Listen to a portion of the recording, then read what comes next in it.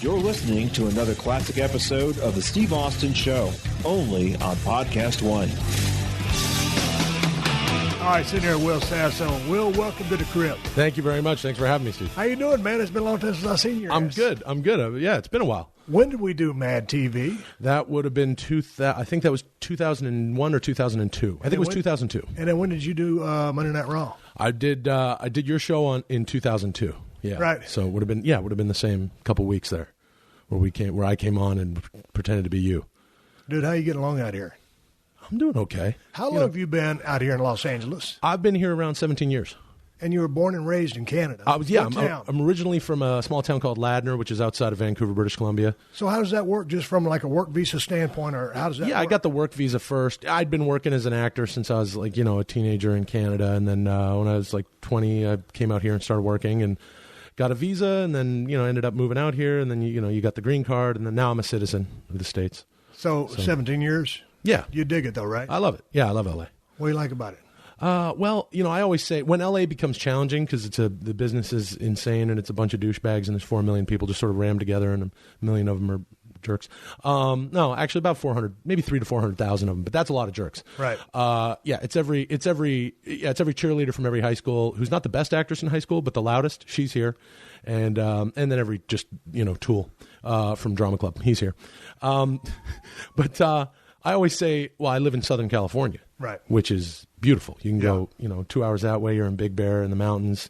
You go right here, you're at the ocean, and so there's so many great things about LA. You just got to get out of your house and forget that you're. Be fortunate to be in the business, but Are you in Hollywood? I'm in Las Feliz.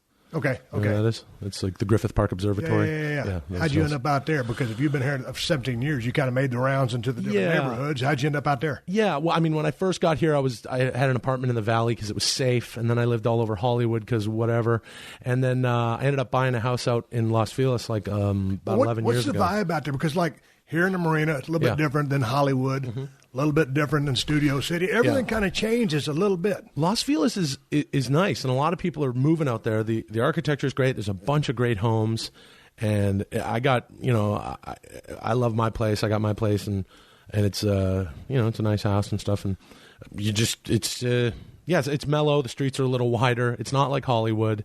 Hollywood to me it's really something else. The energy is really.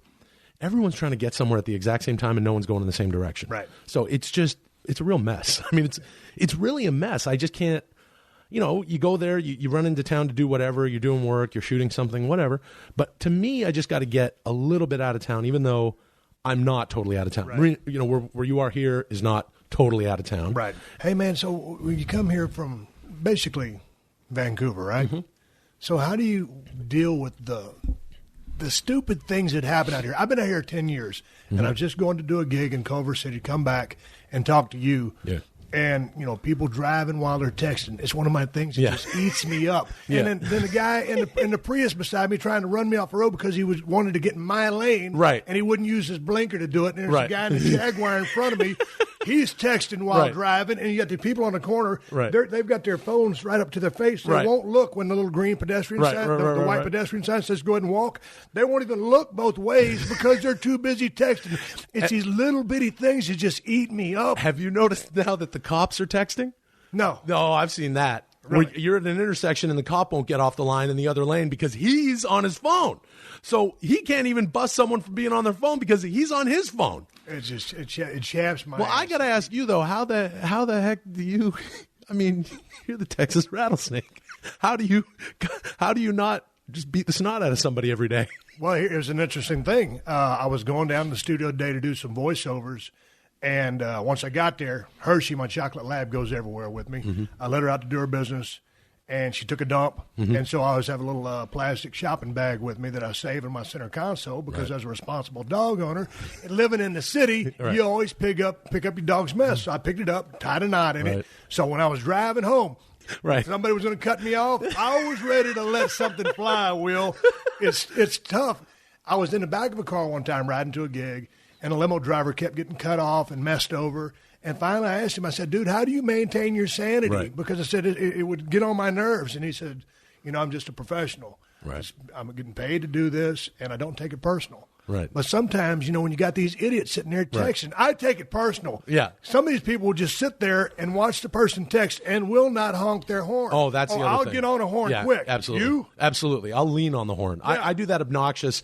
Well, it's like this. Here's the law. The law is, for instance, the law states that if someone's crossing the street, you can't enter the street until that person is safely on the sidewalk. Conversely, if someone is not getting through the lane or getting through the intersection, I will lean on the horn until the end of their back bumper is out of that intersection. I think that's just fair. Right. We got the horns for a reason, right? It's already loud, it's already loud here, so might as well, right? Yeah, I'll honk. I got no problem. I won't yell. I don't like to yell at people when they're driving, but I'll hit the horn a few times so that it just goes which is even more annoying, or just lean on it because it's more about satisfying me. I need to feel okay. But here's the thing that eats me up when I'm sitting in my truck waiting, and you get the pedestrian light, and these people are just lollygagging across the crosswalk. Right. The light changes, right, and they're in or you're trying to make a right-hand turn, for instance. And they're in no hurry to get across there, and they're giving it that little shuffle step to almost really put a stick up your ass and piss you off. It's almost like, come on, man. I mean, in the name of your own personal safety, get your ass across the crosswalk. We got the pedestrian right-of-way law in California, so they can take as long as they want. They can smoke a J and text while they're doing it. Dude, and the cops won't notice because they're texting too, maybe smoking J's. In Texas, we put these big-ass bumpers on the front of our trucks. And so, the brush guard. Pedestrians are a little bit more leery out there. Because they don't get all the, it's a different system. Yeah, it's not the fiberglass bumper of a Toyota Prius. It's a brush guard that's meant to take out a deer if necessary. Exactly. Right. And protect the vehicle. Right.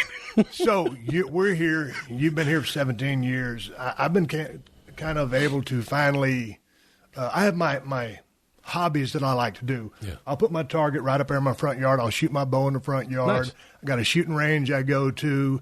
I go to the gym a half mile away. In your spare time, when you're not working, what do you do to occupy your time? I know you do a lot of writing and stuff like that, but just for downtime, for total hobbies, downtime, what do you do? Well, I like to fish when I can. Out here, where? Well, Big Bear. You can go to Big Bear Lake, and they load the lake with trout, so it's nothing. It's not too, and there's some bass in there, so it's nothing too huge. But a lot of times I go back to Vancouver and just mellow out and literally hang out with my parents and a few of my friends and do nothing. But out here in LA, I mean, the beach, surfing. I suck at surfing, but I boogie board. You got that. I've tried to hike every single trail out here, and you'll never get through it, which is great. You catching any weirdos on those hiking trails? Because there's some strange people out there. Sure. Well, it depends where you're hiking. If you're hiking in Hollywood, like we said, it's the same thing that's happening on the street, but now it's in yoga pants and it's walking up the hill. So or the chick or the weird dude who maybe even weighs a little less than a chick is texting and smoking a J up the hill. But there's some weirdos. Well, where I live. There's Griffith Park right behind the house, and so you can go hiking in there. I mean, you can run through there butt naked. Nobody will ever see you. So you don't see a whole lot of weirdos, except for yourself, because you're naked hiking, which is not advisable. When you're naked, do you have a backpack on this hiking excursion? Absolutely. In case you're to become dehydrated. Right. In case I was to become dehydrated, I got some jerky treats if I have to ward off mountain lion or a pack of cougars or, some coyotes. I can throw a little something. I've got my little switchblade, 2.5-inch legal, He was talking about a switchblade there, folks. A switchblade. Hey, man, how long you been? How'd you get? I met you at Mad TV. I know you're a big fan of pro wrestling. Absolutely. When did you start watching wrestling back in the day? Oh, man. I was just having this conversation with a friend because a little while ago, because we were talking about how things influence you as a kid and what turns you on to stuff. For instance, I remember being a little kid and seeing in a storefront window a picture of E.T., the extraterrestrial, next to Michael Jackson. Right. And I was like, who's that guy with E.T.? You know what I mean? Yeah. And then you get into Michael Jackson. Right. So for me, it was really, when I was a little kid, I got to tell you, it wasn't until it was really, WWE, WWF at the time that kind of brought me into it. And then you get into, then it's always your friend's older brother or something that has or there was a video store that had all the NWA stuff, right? And then you get, and then you realize you can get Pro Wrestling Illustrated in the corner store. Yeah. But before that, it was really, I was watching the A-Team as a kid because as a kid you were watching for me, I was watching Dukes of Hazzard, A-Team, and shows like that. And when Mr. T started to have a presence we all couldn't wait for Rocky III. Right. So Hulk Hogan is in Rocky III as Thunderlips. Yeah. And that, you're just taken by this character. Like, who's this huge guy who's beating the snot out of Sylvester Stallone and then shaking his hand afterwards? That kind of, and then his pairing with Mr. T, and that starts showing up. And then it's on Saturday mornings before, I believe it was before WrestleMania 1. It was like really kind of a thing to bring kids in. It was as much happenstance, that whole thing that was happening at that point with WWE and the whole rock and wrestling connection and stuff. And a lot of it, I would imagine, calculated on Vince's part, it had to have been. I don't know if he knew the risk would pay off, but everyone in my town was like, what is this? And then I started watching. Then I realized I love this more than anything. I love the wrestling more than, forget the A-Team. I don't care about the A-Team. It was all about, Hulk Hogan and all those guys and loving to hate Roddy Piper and all that stuff. And then you start going back and you realize, then you start getting these big, huge VHS tapes and watching, Ric Flair and breaking Dusty Rhodes' leg. And you're just like, what is this? And diabolical. Absolutely. And like, it was like, that was so off limits when you were a kid, because the WWF had a real sort of a clean image then. And then the NWA had, there was the scaffold matches with the Rock and Roll Express. Night of the Skywalkers. Yeah. 86. Yeah. There you go. So that was, and I would have been like 11 years old reading Pro Wrestling Illustrated, seeing their, the bloody faces in black and white in the middle of the magazine. And of course, back then, it was real. Mm-hmm. Absolutely. You believed anything, you believed it was real. Absolutely, it was real. If any older kid tried to tell me that it wasn't real, I would beat the crap out of him. I remember when it was Piper's Pit before WrestleMania 3, and they're just getting ready for the match, and they had the Piper's Pit where Andre grabbed Hulk's shirt and ripped it off, and he ripped the cross. The crucifix came off. My good buddy Phil, who lives up in Canada, he's a huge wrestling fan, and he's been with me to a couple WrestleManias and stuff. We called each other right away. We're just like, what is this? Andre's turning his back on Hulk. And then there was that weird Saturday night's main event where like the title was in limbo, and DiBiase wanted to buy it, and Andre was going to help him and beat up Hogan, and Andre had the belt for a minute. It was 1987. It was right before WrestleMania 3. I cried. I'm 12 years old. I cried. You were hooked. Hulk was the champ for 4 years at that point, and to see, like, that's my entire history of watching wrestling, and he doesn't have the belt. And then the next Saturday, you're watching him. He doesn't have the belt. I'm watching Maple Leaf Wrestling, and there's no what? I was unnerved. It was like losing a loved one. It was that weird for me. So I was totally hooked. And so what did you think about the now looking back? What did you think about the NWA versus WWF at the time? Well, were you more of that WWF guy? Yeah, because there was not a lot of NWA on TV. You couldn't get it. It was a little bit more regional back then. You catch glimpses here or there. Right. And it was, still territory days. Absolutely. It was still. I would go to different places, and sometimes I hadn't even seen the guys. I'd heard about them. Right. Seen them in Pro Wrestling Illustrated. Right. In the, 1 through 10 rankings. You heard about them, and then all of a sudden you get a chance to see them work. Yeah. But for me, I kind of, always went through my phases. WWF was probably some of the last stuff that I got, along with AWA. A lot of Mid-South Power Pro done by Bill Watts in Oklahoma, World Class Championship Wrestling, right. Houston Wrestling. Of course, NWA was kind of my bread and butter, man. Yeah. The Rock and Roll Express, going against the Midnight Express, and right. the Four Horsemen, running roughshod over everybody and just getting a ton of heat. Magnum TA coming into his prime. Yeah. And just some great storylines. Were you a guy that really just bought into the different characters? Was it the storylines that grabbed a hold of you? What was it? I think it was both. The storylines obviously back then took, they gestated for longer. They had a much longer time between pay-per-views, so you could have a feud going all year. This is the Steve Austin Show.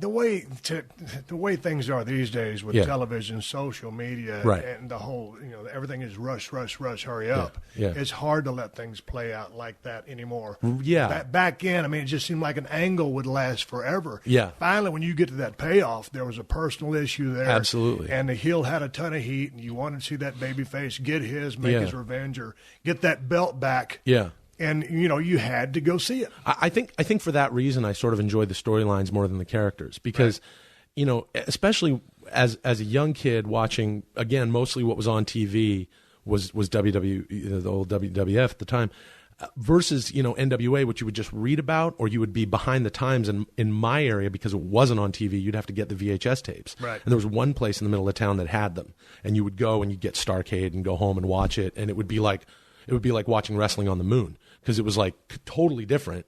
Yeah. No mention of the guys you're used to seeing. And then, of course, WWF at the time has, they got guys like, how do you make, it's like, they're appealing to kids kind of, but it was like, you'd have a guy like Outback Jack. Well, I don't care. Like, you know what I mean? Like kids right away are like, oh, like it doesn't matter really of course in the end it matters who the character is, but it doesn't matter at the beginning. Right. Because they never take off. And in my opinion, and this is just my personal opinion as a fan, they never take off in the version that they're pitched and brought on. They take off in what they become later. Right. We talk all day about that with you and how you came into different federations and then what eventually, it just being you. Yeah. You know what I mean? Yeah. It's like, it's almost like watching some of my favorite metal bands from when they first started to what they ended up becoming. Right. It's all that feeling things along as you go, finding your strengths, realizing your weaknesses, playing upon those strengths, and morphing into, in my case, more of who and what I am, just turned up to 10. There you go. But, man, it's like, probably along the same lines as your career in acting and comedy has gone. Well, yeah, actually it's kind of true. When you're younger, you're sort of like, I started doing this when I was 15, and you're kind of doing what you're told. And I was really fortunate very early to have a chance to do my own stuff. And now, how do you mean being forced to do what you're told? Well, you're an actor. Right. An actor for hire. Here's the lines. Do it and make it shine and make it real and make it work. So you just stuck to, hey, do it just like it says. Right. And that's, same thing with me back in the day. I was strictly mechanic, trying to learn the ins and outs and not venture anywhere from an exploratory character, type thing, but just do the brass tacks. You don't know. Right, because you don't know, and there's that unknown, and you're trusting your superiors because they know how to do this. They've been there, and you haven't been. So the only things I would throw in were things that I really wanted to do. Like, my idols are like John Candy and Bill Murray, and if there's a little flair, a little something John Candy would have done. As a teenager, I would throw that into something, and here's a look Steve Martin would have given, that sort of thing. But for the most part, it's their material. You're trying to make it shine, and you're presenting what you're told to present. Right. I ended up on a teen drama, like one of these weepy teen dramas in Canada. It was sort of like a Canadian My So-Called Life that I did for a few years as a teenager, and 20 actually, I was doing it. And with that, the character started getting funny, and my character had some funny things. And they were like, well, we don't know comedy. You seem to want to do comedy, so you can rewrite the funny stuff. And they really let me, that was a huge tool to be able to try out my own voice on a real television show, on a nationally televised show. At a young age. And then, I started Mad TV when I was pretty young. I was 22 when I started there. Hey, but when did you know that you wanted to be, should I say, comedian or an actor? Well, I guess both. Like, I started with, acting and comedic acting, and it's kind of where it is. Were you always funny as a kid? Yeah, I guess class clown and that whole thing. And from the very young age, I was watching, stuff I shouldn't have been watching, SCTV, Saturday Night Live, staying up late, Monty Python, stuff like that, and just watching old stuff. And had formulated that opinion of myself before I even knew it. And I was in elementary school, and you want to talk about wrestling, this is literally what we used to do. I told my 6th grade teacher, Mr. Hughes, I said, we need to have a drama block once a week. We need to be able to do sketches and skits. And two of the things that my aforementioned buddy Phil and I used to do, one of the things we would do is the Canadian corner, the Great White North, which is the old Bob and Doug McKenzie bit from SCTV. Yeah. We would sort of recreate that and do our own, take those characters. I was Doug, he was Bob, and we would do the Great White North, just rip off their bit and do it, but do our own version. Another thing we would do was, I'm not even joking here, we would cut promos. It would literally be like, it would, just be like, Phil would be, Gene Okerlund, and I'd be Hulk, or he'd be, Hillbilly Jim, and I'd be Sir Lord Alfred Hayes, just doing interviews and weird things like that. We would just and I started impersonating wrestlers back then. Really, my first impersonations were of wrestlers because. Who was your first one? Man, I mean, you got to have a good Hogan. I was doing Hogan, yeah, for sure. Give me a little Hogan. Well, let me tell you something, brother. I'm here with Stone Cold Steve Austin, dude. It's the Broken Skull Ranch, brother. We're here. We're doing podcasting, dude. We got mics, brother. We got headsets, dude. We're here at the Broken Skull Ranch. He sets his bullseye up right here in the front yard, brother. You want to go all the way back, dude? You couldn't get NWA on television, brother. Anyway, but I've got to ask you: are you still taking the vitamins and saying your prayers, Hulk?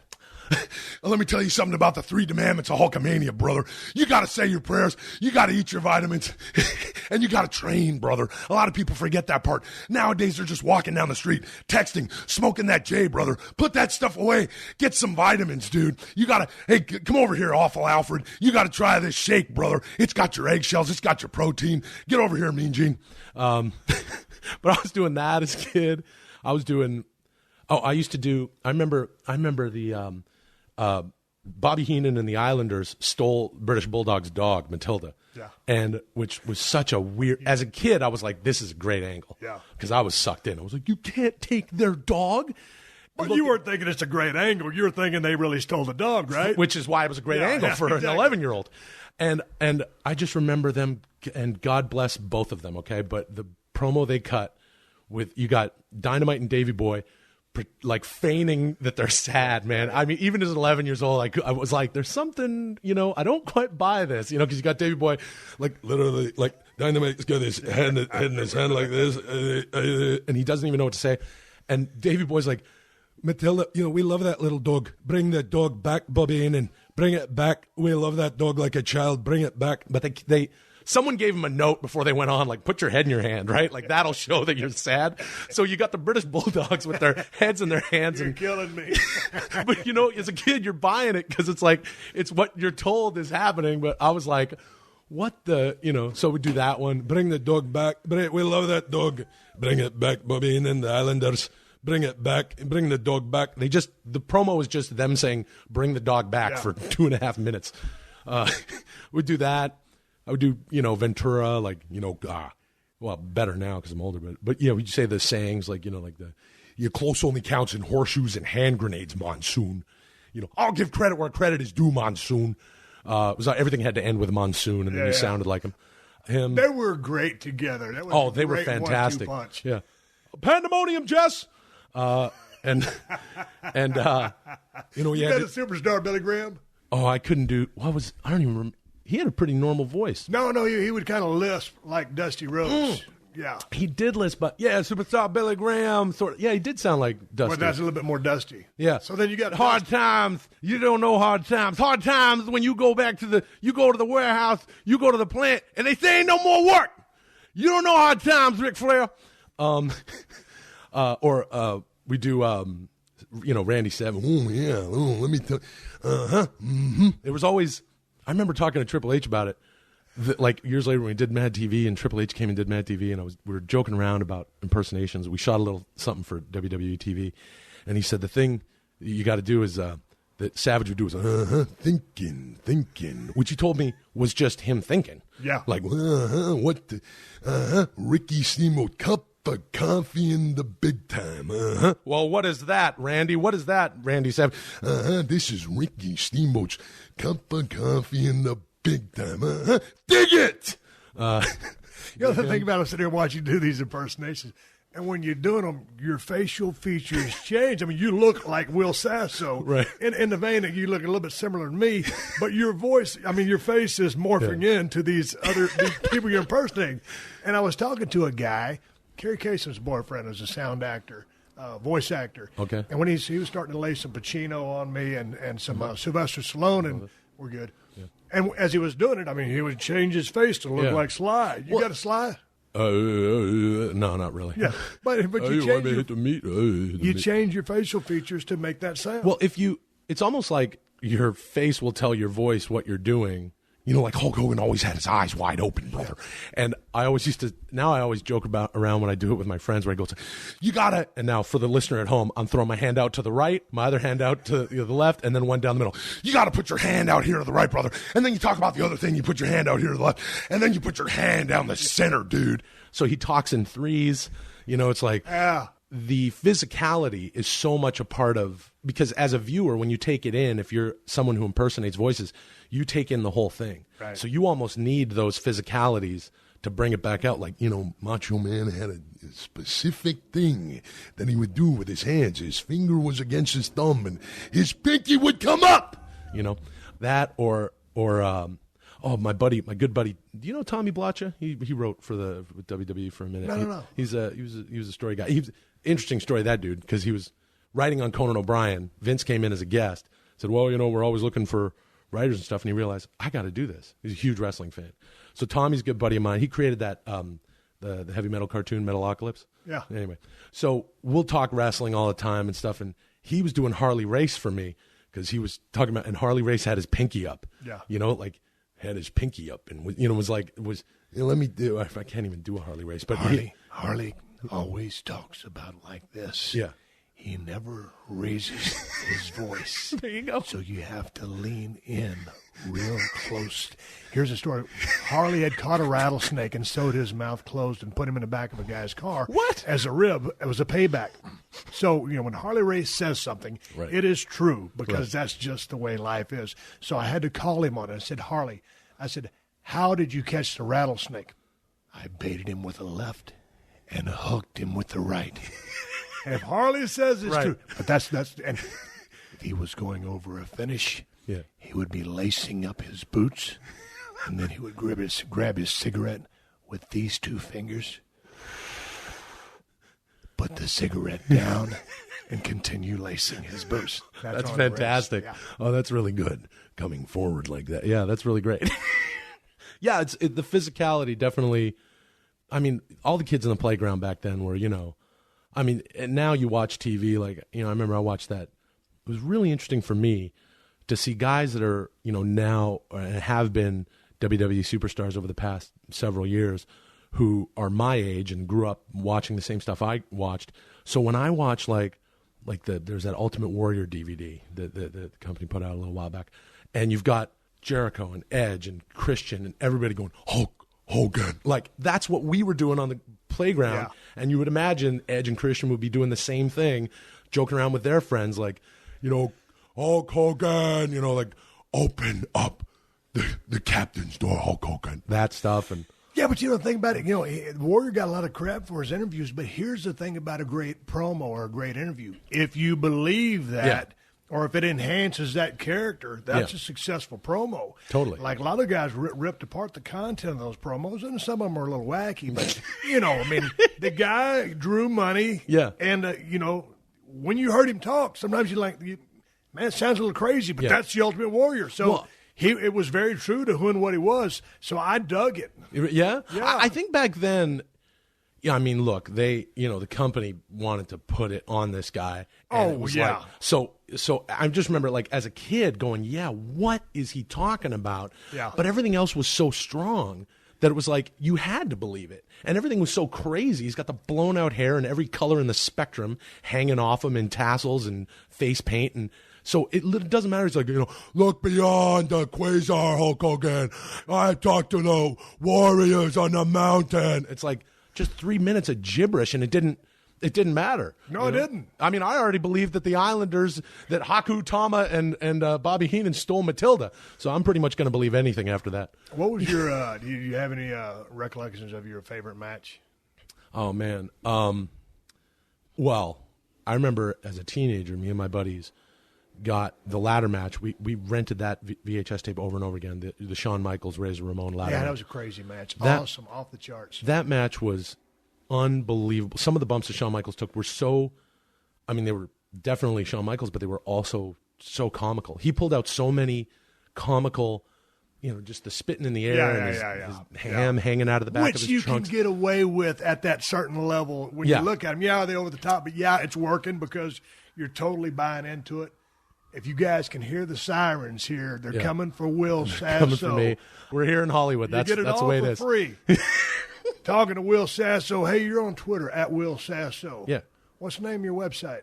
Oh, I got a website called hamfatter.com. Yeah, or you can go come up with hamfatter.com. Oh, that was an interesting thing. It was actually my older brother who was really into branding and marketing and stuff who said, he goes like, well, you wouldn't call because I came up with the website like almost 10 years ago. Now it's just a dump site for my stuff. I haven't updated it in a while. But it's like, he went like, well, Tom Cruise comes out with a movie. He doesn't call it TomCruise.movie. I was like, oh, that's a good point. He's like, in the future, people won't name their websites yourname.com. That's just silly. Come up with something so that it doesn't represent just you. It's a thing that you can subscribe to or not, depending on where you are in your career. So there's my older brother, the weirdo. And so I called it Hamfatter, which is a weird old term that now means ham. Like, oh, he's a ham. Right. He's a card. But I like that it was a word that no one knew. So there's that. There's also 10minutepodcast.com. Which is where Tell me about the 10minutepodcast.com. To my listeners out there, a lot of my cats are new to this technology. I'm 6 months into this podcast, but I listen to your show as you and your buddies just call 10-minute podcast. Yeah.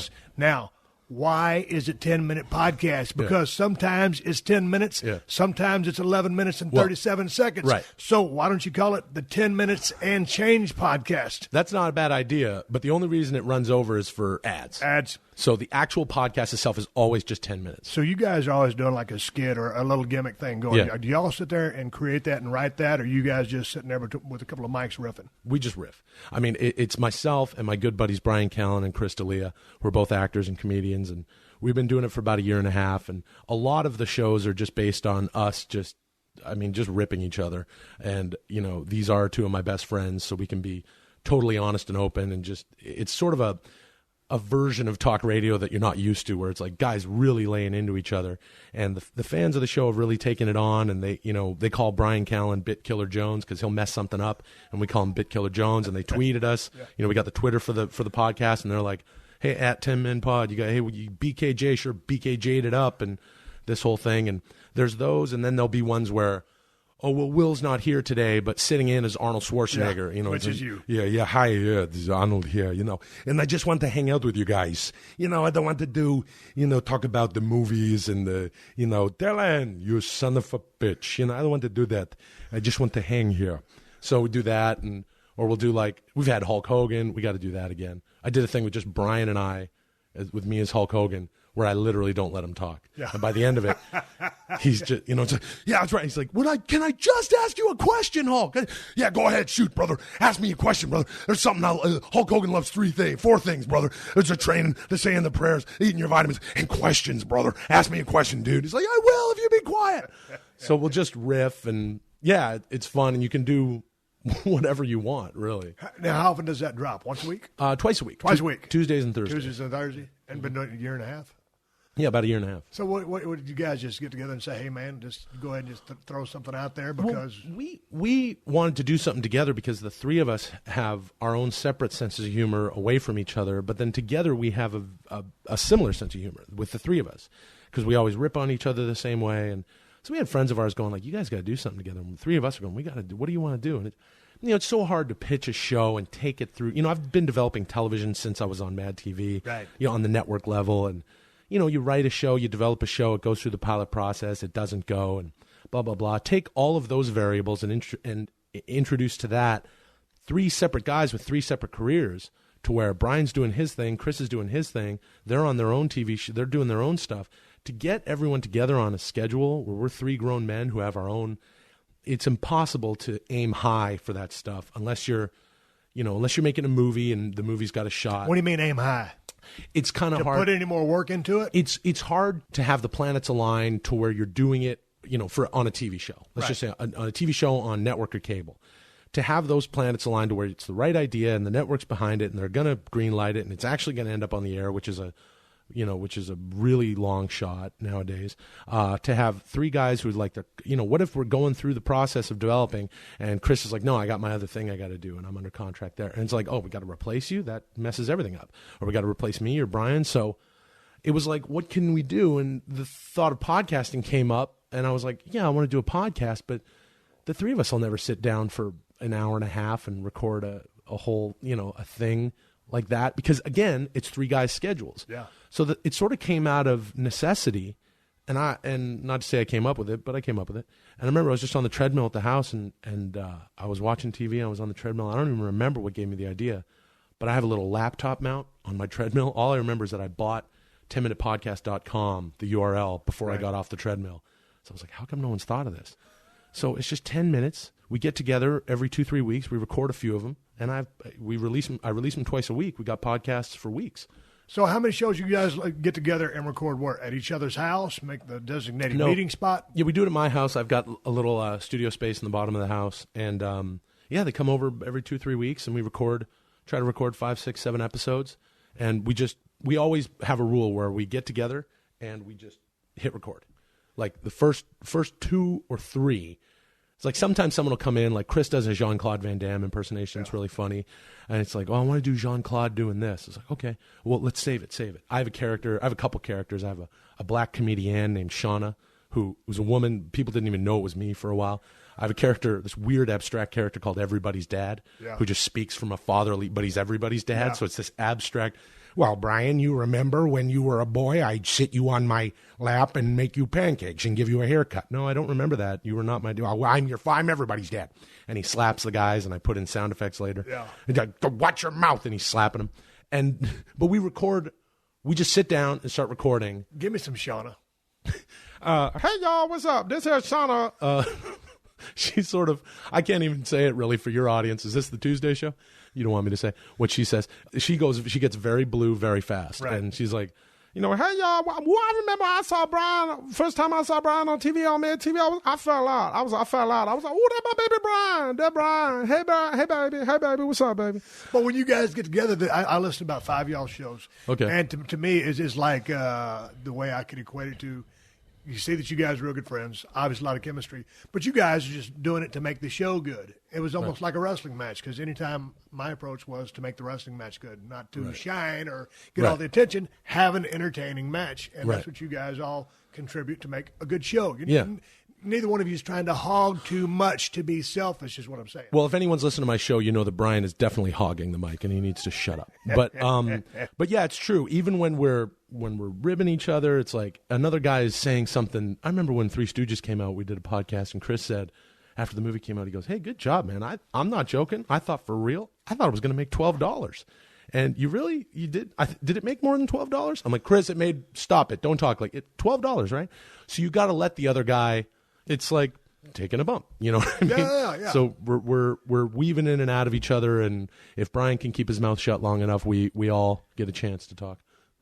I'm talking to Will Sasso. We're talking about the Three Stooges. When I come back, take a word from our sponsors. Keep the show on the air for free. I'm talking to Will Sasso, at Will Sasso on Twitter. Coming back after these messages.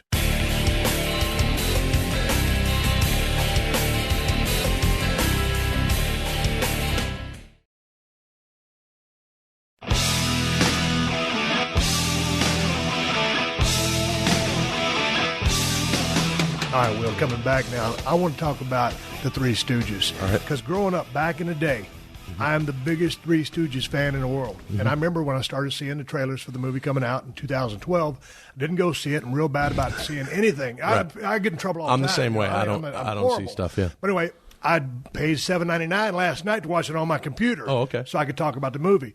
And I loved it. Oh, good. And you kicked ass. Oh, thanks, man. As Curly. Thank you. But the guy... Dematopoulos was great as Mo. And who was Larry? That was Sean Hayes. Sean Hayes. Now, how come there wasn't a Shemp? Because those were the three original Stooges? That's right. Well, the three, I mean, by the time they got to making the shorts, the Three Stooges were Mo, Larry, and Curly. Shemp was involved before Curly. Shemp is the oldest of the Howard brothers.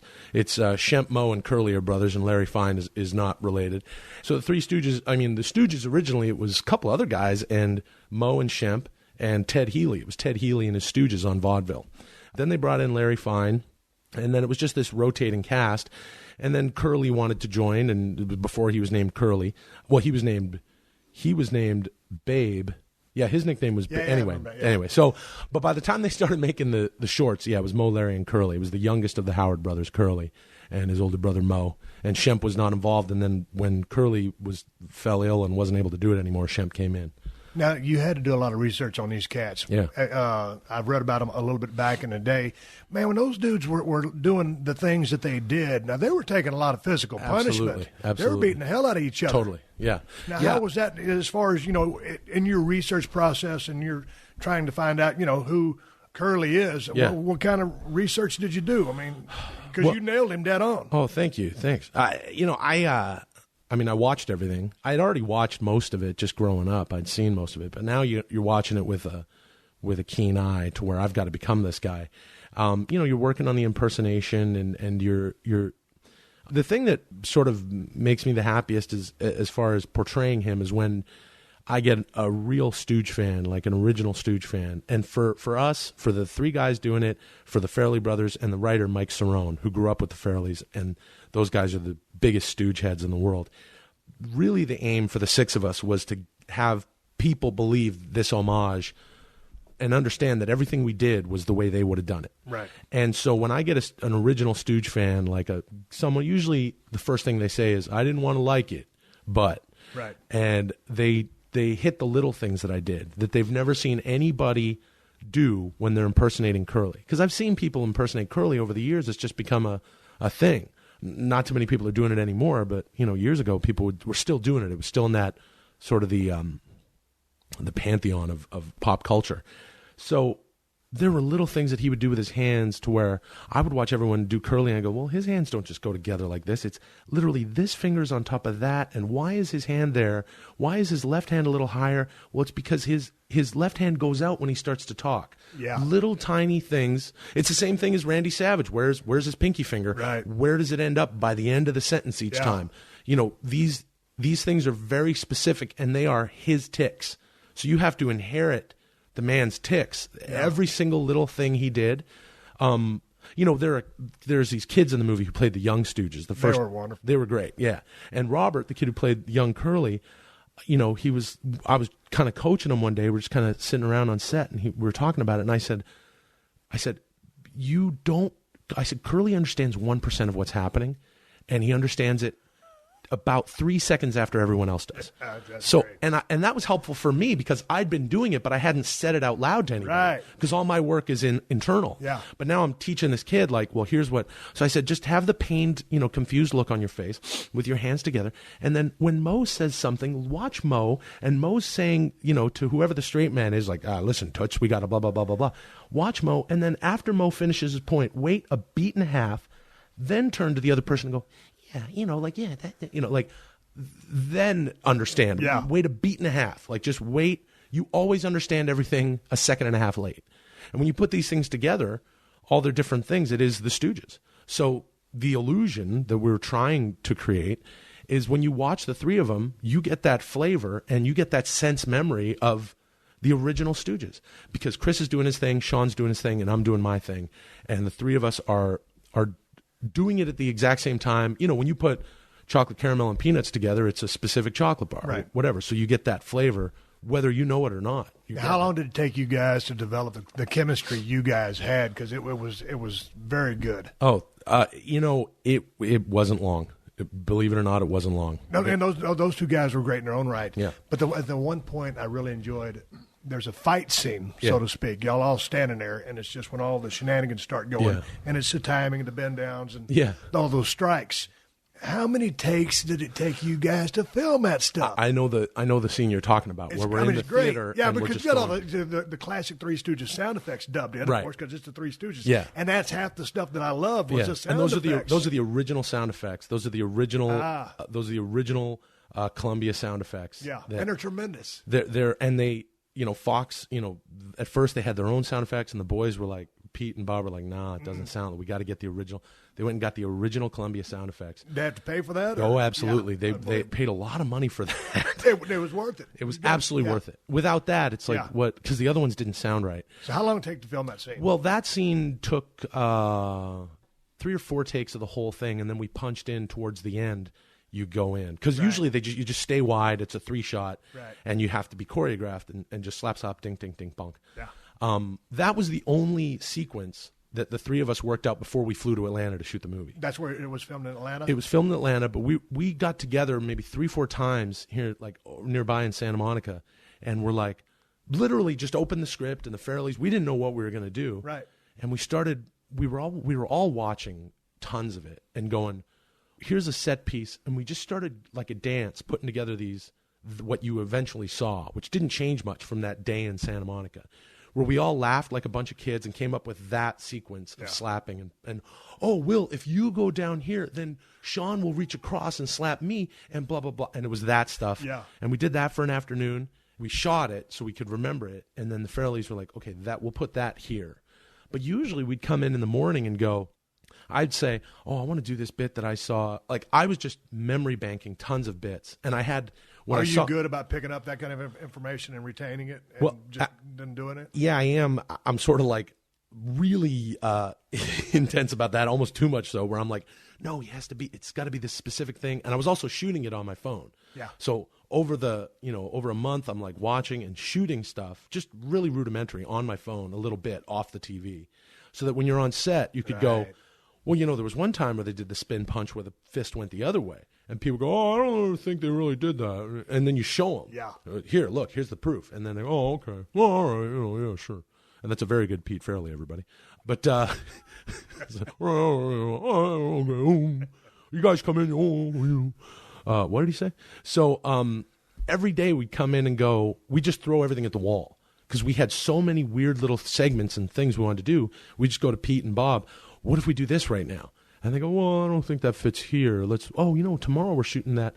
So, and that was the only way to make the film. How many shoot days did you guys have for that? We shot that film for, I think, 3 months. Man, that's a pretty good time. Yeah.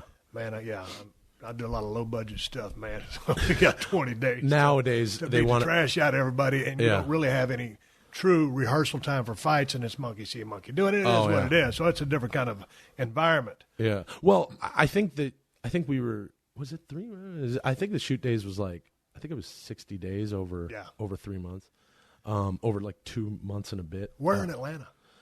We were based right out of Atlanta, and then we went all over the place. We were in, we actually shot a scene in Stone Mountain, Georgia, home of Jake the Snake Roberts. It's nice up there. Badass. Yeah, it's great up there. We were all, man, actually. Hey, that's where Jake the Snake Roberts is from. From Stone Mountain, Georgia. Stone Mountain, Georgia. Yeah. 6'6" from Stone. Hey, let's talk about the acting, the Three Stooges, pro wrestling, because you guys knows quote unquote fight scenes or all the bumps and the shenanigans you guys do. There's instances that happen in the ring of professional wrestling where a guy will hit somebody too hard. We call that potato. Right. So with all the stuff, the strikes that you guys did, where there was the hammer fist on the nose gimmick, there had to have been a lot of potatoes during the filming of this thing. A lot. Well, look, most of them are intentional potatoes because the Three Stooges actually slapped each other. Right. Which an open hand slap in your business too is totally fine. You know what I mean? But it hurts. Yeah. If you're going to rack up 3, 4, 5, 6 of them. Right. Yeah. Your ears start ringing. Yeah. So we're open hand slapping the snot out of each other all the time. And those guys were down with that. Absolutely. Yeah. I remember we were literally in a dojo. The first time the 3 of us got together was in Gene LaBelle's dojo in the Valley, and we got on the mat and started rolling around and slapping each other. Y'all went and hung out with Gene LaBelle for this? He was there for a minute. He wasn't involved. He was just there. Oh, that dude's he's the ultimate tough guy. Yeah, he's just kind of roaming around the back. So you guys are rolling around over his place? Yeah, slapping each other around. And then I remember that day we apologized to each other. We said, let's just apologize now. And it's kind of like a match. Like, let's go out there and do it. So we all apologized to each other and said, we're never going to apologize in Atlanta. With no sorries in Atlanta, which we ended up saying sorry a lot anyway. But I just remember I hit Chris Diamantopoulos, who's a great guy and just a powerhouse as Mo. And he's an incredible Stooge encyclopedia in his own right. Him and his brother Gus are crazy into the Stooges. And I hit him in the face with a shovel with a shovel handle that didn't make the movie. I think a little bit of it is in the credits at the end, and it was the wrong shovel. The prop guy, the way it worked was the camera was going to zoom in. I'm using a real shovel so that you see me digging dirt with a real shovel, and the camera pushes in, it gets to Mo, and then on one of the outswings of the shovel, a prop guy hands me the rubber shovel, and in the same shot, I rear back and hit Chris right in the face with what was supposed to be a foam handle, but I gave him a real shovel, and he handed me a real shovel, and just the wrong shovel. Right. And I hit Chris across the face with the wrong shovel, which is a little satisfying because he's been slapping me all day for weeks. And I just remember Chris did that thing where you're being a man about it, and he was like chewing his own nose, going, "Nope, I'm okay. Nope." He had his hands up, I'm fine. Give me a second. He's tasting blood in his nasal cavity, and or he would slap the crap out of me, and 90% of the time Mo's divvying out the punishment. 10% of the time he gets it. So when Mo was getting it on a day where it's like, oh, we're doing this, Sean and I loved being able to slap Chris, and we knew here it comes, and Chris was like, okay, come on, bring it. Like, and I would slap Chris, pretty damn hard. And it's, hey, it's for the movie, but really it's these three friends not to, just. But how is it on set? Because this is, you guys are just doing it. There's no sound effects which make it funny. Right. So as you're doing it, it's. Well, I mean, trust me, the sound effects are happening in your ears because you're getting slapped. So you're imagining it'll be better and sweetened when they put the sound effects in. But there's a little bit of the actual slaps still in there. In the Real Stooges, too, they would leave a little bit of the original audio in there. They would just layer over so you could hear a little bit of it. But I mean, I remember one time, and this didn't make it into the movie either, although if you look closely, you can see the cut point where they took it out because it was in there for a minute. We get launched over a wall. Sofia Vergara punches us. We go over a wall, which is an old Stooge bit where they use dummies and then they match it to the real. Yeah. So the Three Stooges go over a wall and we land. Now, in order to do that, they launch dummies over a wall. Well, the take that the Fairleys liked, and they've got like a little piece of plexiglass and grease paint, and they're just drawing the outlines so that we can go in there, replace the dummies, and then continue the scene. And then later in editing, they may, help the edges with CGI so that it looks seamless. But very funny that in 2012, you got dummies that look like dummies, which is so Stooge and very funny. The shoe falls off of the Mo dummy. Chris and I both look at that going, well, that shoe's off. Should probably catch it in the face, right?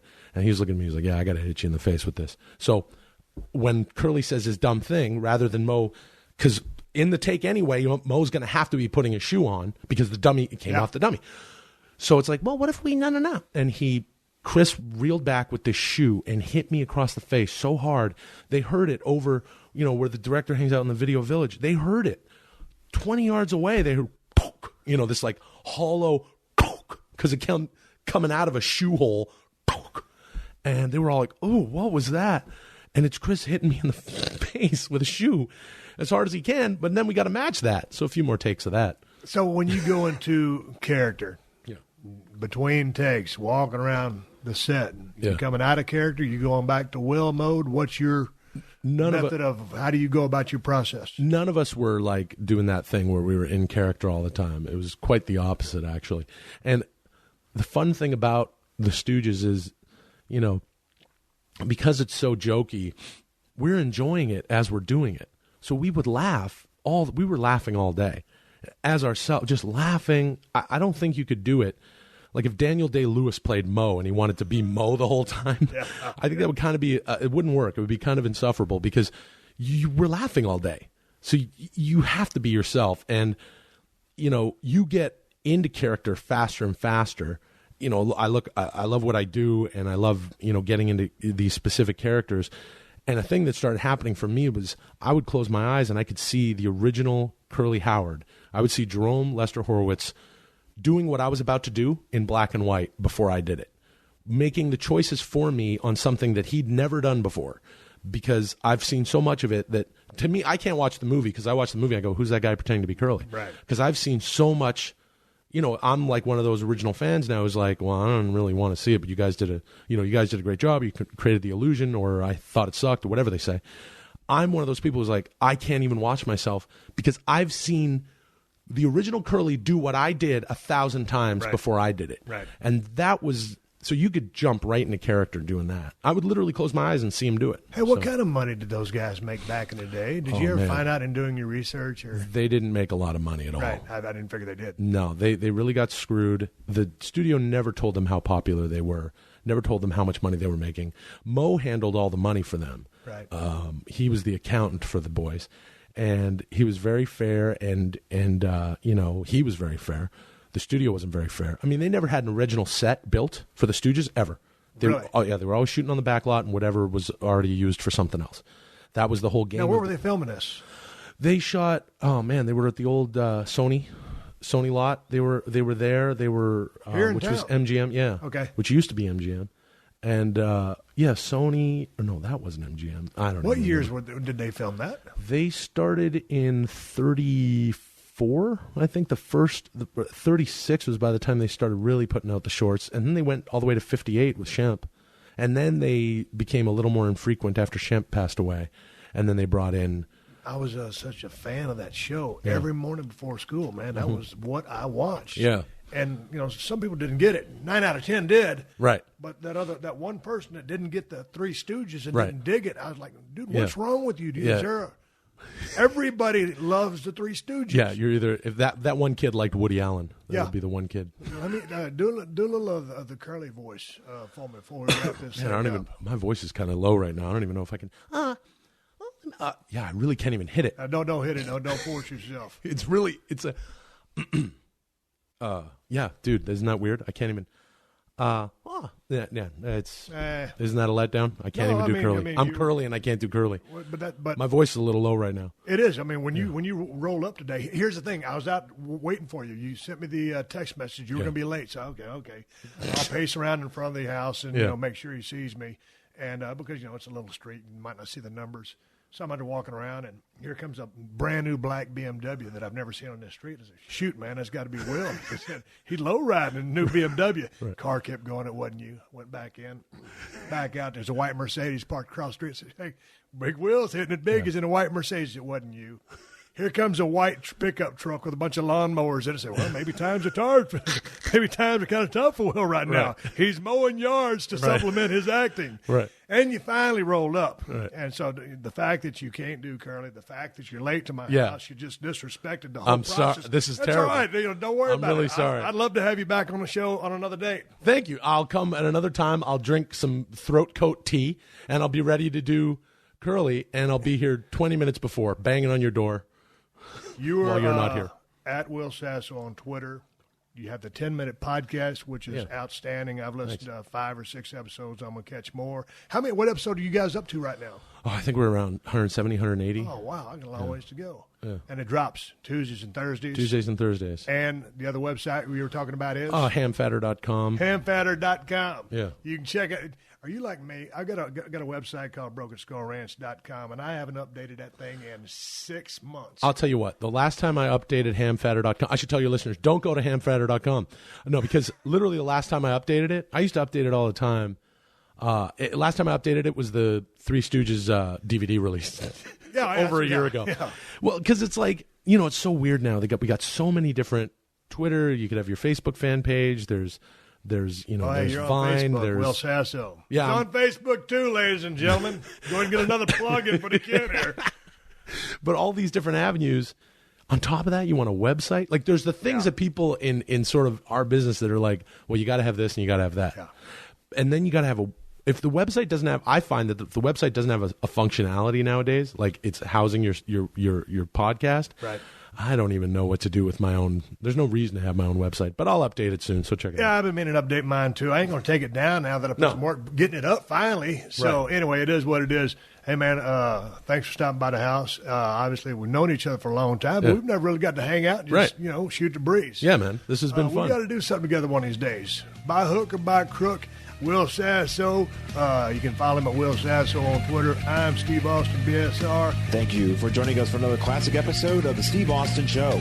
Please leave a rating and review on Apple Podcasts and tell your friends. For more Steve Austin Show, go to PodcastOne.com. That's PodcastOne.com.